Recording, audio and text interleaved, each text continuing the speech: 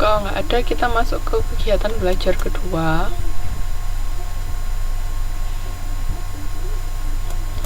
Ini tentang penyajian jasa.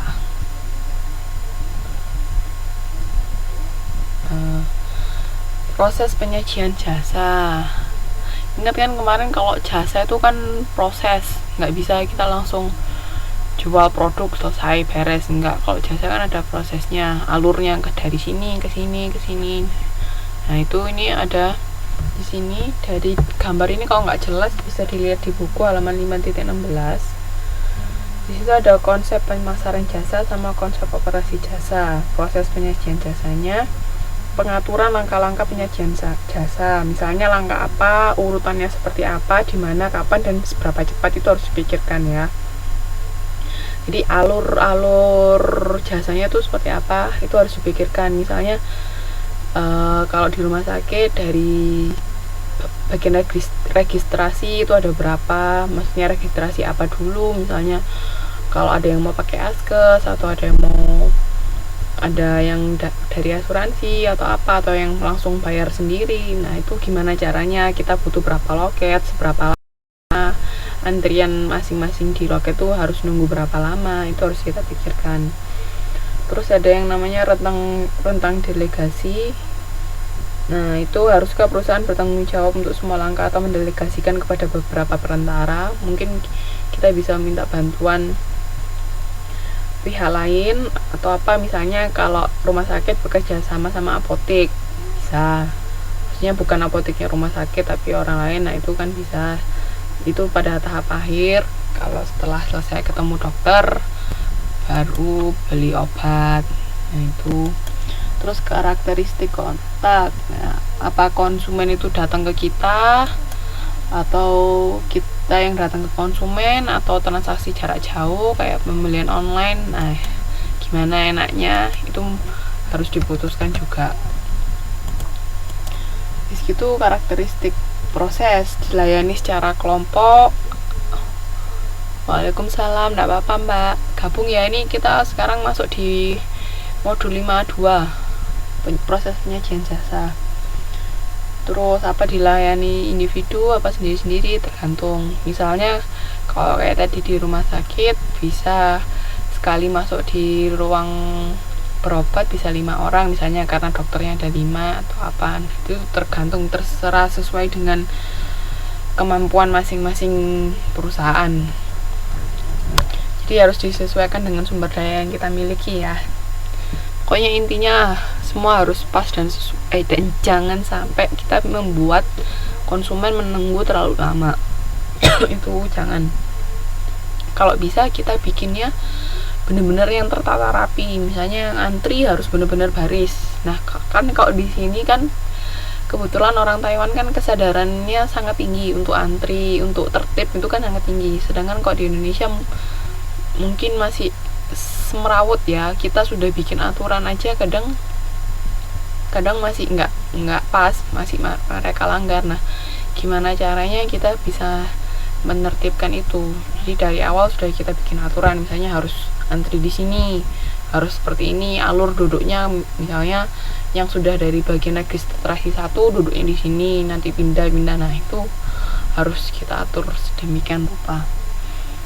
Terus habis itu ini prosedur reservasi tadi atau antrian, terus sama skrip karyawan. Terus pokoknya semuanya proses penyajian jasa itu harus benar-benar dipikirkan secara matang. Nah itu juga ada, kita tetap harus mengadakan evaluasi kerja. Nah evaluasinya itu dari siapa? Bisa dari konsumen. Kalau misalnya dari konsumen, mungkin kita bisa bikin kotak kritik dan saran. Kira-kira konsumen seperti apa, puas atau enggak, apa yang kurang dari pelayanan kita. Itu sangat bagus masukannya untuk kemajuan perusahaan kita. Atau dari karyawan sendiri, misalnya kan karyawan yang berhadapan langsung dengan konsumen.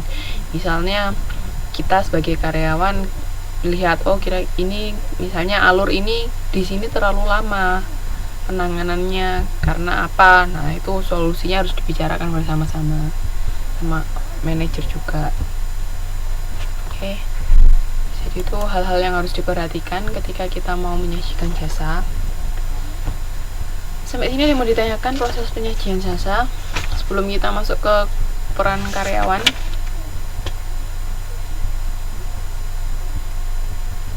Masih ingat nggak karyawan itu apa kalau di perusahaan jasa? Atau di sekarang ini karyawan itu bisa kita sebut sebagai apa?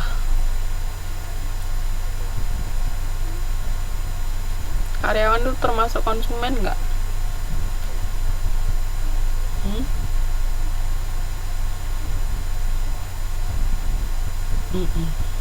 Konsumen apa, Kak?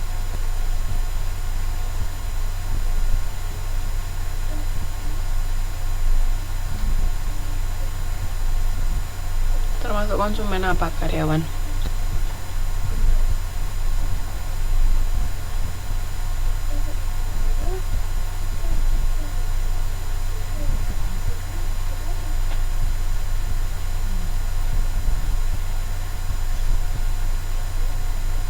Halo.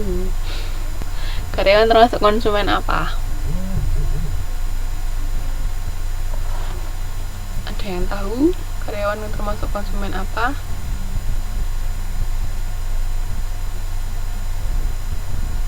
Halo. Halo.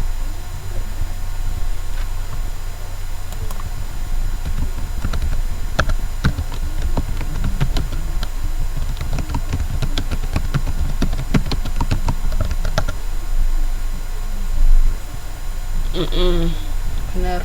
Jadi karyawan itu bisa kita sebut sebagai konsumen internal ya. Nah, sekarang kita masuk ke sini peran karyawan dalam penyajian jasa. Peran karyawan menurut Mbak Mas penting nggak? Terutama untuk perusahaan jasa. Penting nggak?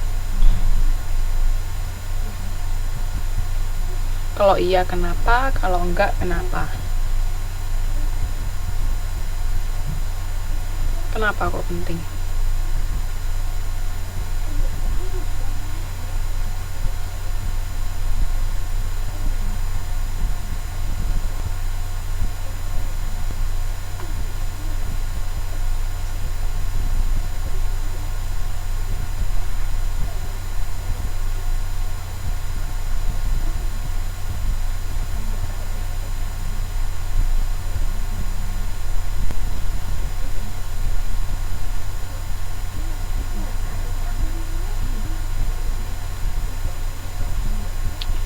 Apa kok penting?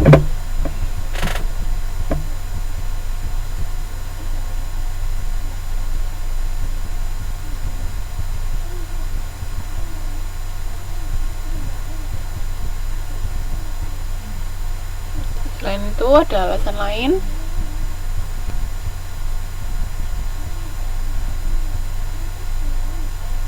Yang lain mau jawab?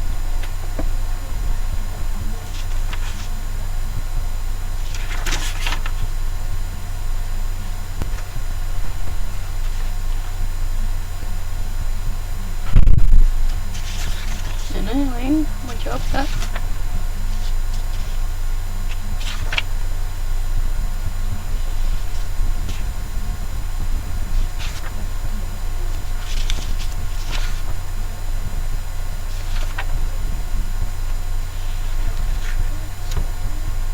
Ada? Ada yang mau jawab lagi?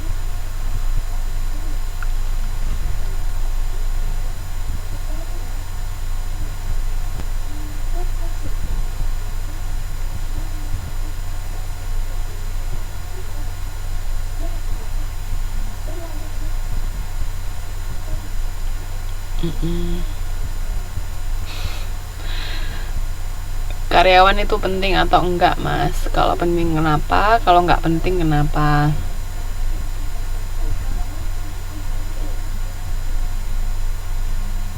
Udah, yang lain mau jawab lagi?